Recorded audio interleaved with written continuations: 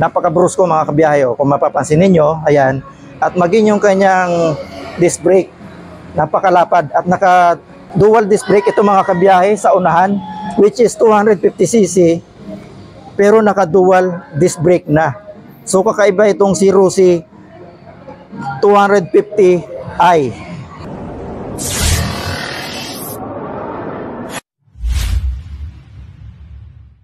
Good morning mga kabiyahe. Andito tayo sa malaking outlet ng Rusi Motorcycle, which is dito yan sa San Nicolas Tres, Bacoor, Cavite. At ang exact location nito mga kabiyahe dito sa Block 25, Latin Marcos Alvarez, Extension, Green Valley, San Nicolas Tres, Bacoor, Cavite. So silipin natin mga kabiyahe ang isang unit ni Rusi na yung classic nila. Let's go, silipin natin. So mga kabiyahe, ito nga yung ating i-review ngayon. Ito yung Rusi Classic Fuel Injection na ito mga kabiyahe. Tunguhin muna natin ang presyo. May presyo ito mga kabiyahe sa cash ng 96,000. Ayan, mayroon ka ng ganitong kabrusko na classic bike. At kung kukunin naman ninyo ng installment, tayo po ay magda-down po lamang ng 7,000. Para sa 1 year niya mga kabiyahe, 9,170 per month natin. At sa 2 years naman, 5,210. Ayan, meron ka ng ganitong kabrusko. At sa 3 years, napakababa mga kabiyahe dahil ito po lamang ay naghahalaga ng 3,890. Yun po yung kanyang sa monthly sa 3 years. At kung updated kayo mga kabiyahe sa pagbayad ng kanyang monthly, meron po itong rebate na 300 pesos. So ikutan muna natin mga kabiyahe ang physical appearance ni Classic 250i.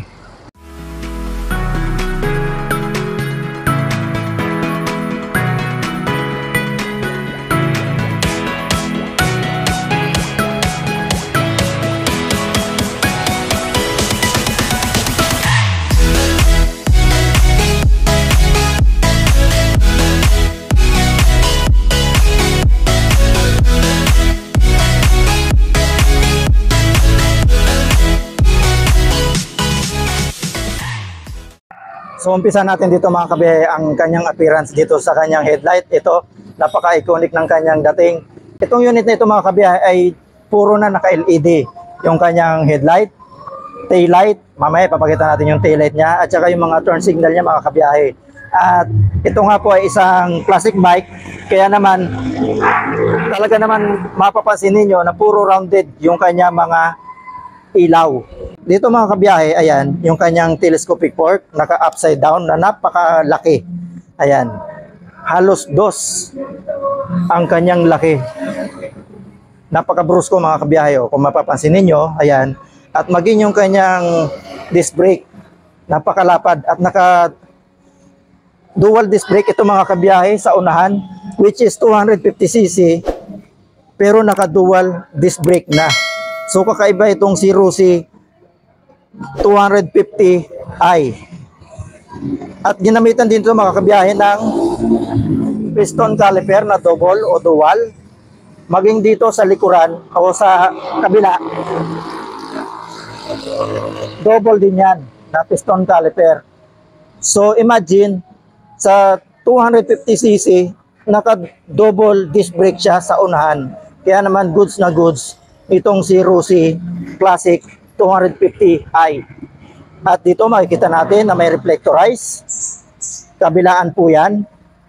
Meron din yan dito. At isang classic bike nga po. Kaya naman ang kanyang fender, ayan, kuwang-kuwat niya talaga. Talagang ang tindig niya, classic bike talaga. Metal ang kanyang fender at meron siya ditong chrome na mga bracket. Ayan, napaka-brusko. At ang sukat ng gulong nito mga kabiyahe, napakalaki rin naman.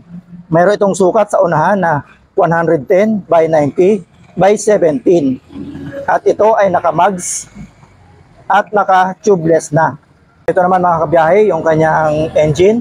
At ito yung kanyang electric starter. Dito nakapwesto. At ayan yung kanyang shifter. Ito naman yung foot peg ng ating rider na podable yan. yung kanyang center stand, at meron pa rin siyang side stand mga kabiyahe. Ito center stand. At dito makikita natin yung classic 250i fuel injection. Dito sa kanyang likuran, makikita natin dito na napaka-brusko ng gulong. Ang sukat nito mga kabiyahe ay 130 by 80 by 17. Ayan, at nakamags din niya mga kabiyahe na napaka-brusko din. At ito nga po ay 17 ang sukat. At alloy yan mga kabiyahe. Meron tayo ditong cover sa ating chain at metal. Ito rin naman yung kanyang swing arm. Napaka rounded siya at makapal ang ginamit na bakal. Yung kanyang shock absorber mga kabiyahe, malaki rin at premium. Meron pa siya ditong baso-baso, kaya naman maganda ang bounce nito. At pagdating naman dito, ito yung foot peg ng ating mga pillion. Na potable din yan. Ito na po mga kabiyahe yung sinasabi natin kanina na taillight niya na rounded din, dahil ito nga po ay isang classic bike. Kaya ang design niya ay puro rounded. Tama-tama lang at ang forma niya talaga tingnan. Yan po ay naka-LED lahat. Maging yung mga turn signal niya ay naka-LED. Yung kanyang fender, napakakapal at metal. At dito sa baba, pwede nyo pang, kung nakukulangan kayo dito, pwede nyo i-extend dito. Depende na po sa inyo. At dito meron tayong reflectorize. Dito naman po mga kabiyahe, sa preno sa likuran niya, ito ay ginamitan din ng disc brake at meron tayo ditong single piston caliper. Ayan, na napakalaki rin. Ayan, malaki rin yung kanyang disc brake. Ito naman yung kanyang exhaust na premium din. Matte black ang kulay niya. At dito sa dulo, meron siya ditong end cap na silver. Meron din siya ditong head guard na medyo maiksi lang. Hanggang dito lang. At matte black din ang kulay niya. So ito mga kabiyahe, itong baso-baso natin na nakita dito, ito yung lubricant ng ating disc brake sa likuran. Ito. Importante rin yan mga kabiyahe na laging nasa level yung ating langis. Ito yung kanyang engine na may laman na 1.3 liters yung kanyang oil. Meron siyang radiator. At ito po ay naka-dual horn. So dito tayo mga kabiyahe sa kanyang meter panel. Ito nga po ay isang classic bike, kaya naman puro rounded nga talaga ang ginamit na mga materyales sa kanya. Ayan, ultimo yung kanyang meter panel ay rounded. So hindi lang po natin mga kabiyahe mapakita sa inyo yung appearance kung ano bang details ang mga naan dito. Kasi wala po itong battery, hindi siya naka-activate. So may susi siya dito. Ayan, malaki yung kanyang susi. Ayan, mahaba. So ito naman mga kabiyahe yung appearance ng ating handlebar dito sa Rossi Classic 250i. Ayan, napaka-brusko din at premium na premium. Ayan, mahalata nyo naman mga kabiyahe, pagka pinitik nyo ganyan, pagka tumunog yan, manipis yan. Pero pagka kagaya niya, no, bingi. So makapal yan. Kaya tuktukin nyo ng, kumuha kayo ng metal, tuktok nyo dito, mahalata nyo na manipis or makapal yung isang bagay. So ito, nasisiguro ko na makapal to. Wala siyang kaingay-ingay. So dito tayo sa right hand grip natin, malambot yung kanyang throttle at yung brake. Ayan, malambot kahit double disc tayo dito sa unahan. Napaka ayos nito dahil naka double disc sa 250cc, naka double disc siya sa unahan. Meron tayo ditong engine kill switch, ayan, itong kulay pula. At meron dito tayong on and off ng ating headlight. At yung electric starter natin, ito. So dito naman sa kaliwa, meron tayong high and low beam dito ng headlight. At dito sa likod, mga kabiyahe, meron din tayo ditong pass light. Ayan. Ito naman yung switch ng ating signal light. At ito naman yung ating busina. At mga kabiyahe, ito ay naka-equip na rin ng hazard. Ayan, yung switch ng hazard. Ito naman mga kabiyahe, yung appearance ng ating fuel tank na yung bukasan ay nasa tagiliran, wala sa sentro. At napaka-brusko rin yung tingnan at malaki. At dito sa tagiliran, meron siya nakalagay na Rusi. Naka-emblem siya. Kabilaan yan mga kabiyahe ha. At may decals tayo dito na naka-lining na white. At ang kulay nito mga kabiyahe ay metallic black.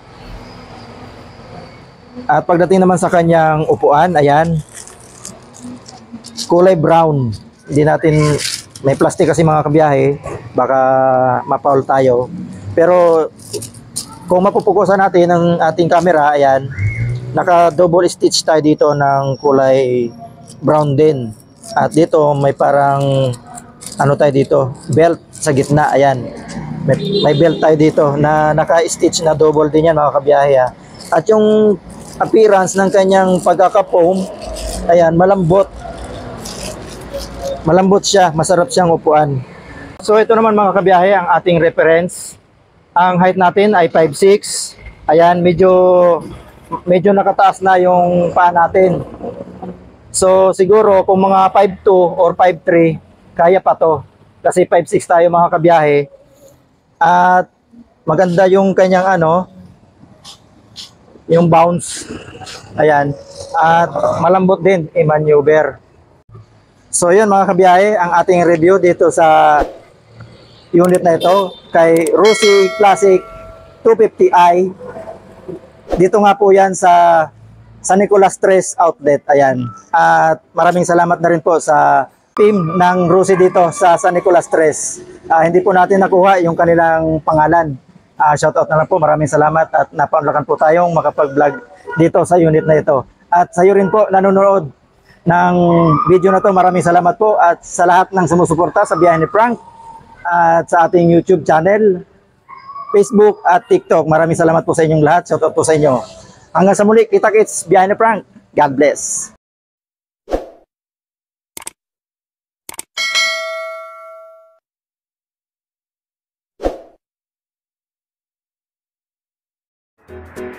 Thank you.